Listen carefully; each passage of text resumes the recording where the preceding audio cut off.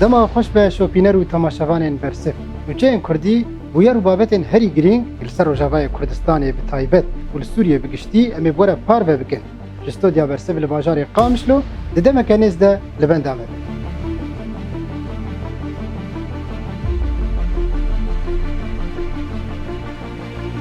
طابت أوقاتكم متابعي ومشاهدي برسف من روجافاي كردستان. سنكون معكم يومياً لننقل لكم كافة الأحداث والأخبار المحلية والإقليمية والدولية. شن الاحتلال التركي والفصائل الموالية له مساء أمس قصفاً عنيفاً على ريف شيراوة بعفرين المحتلة.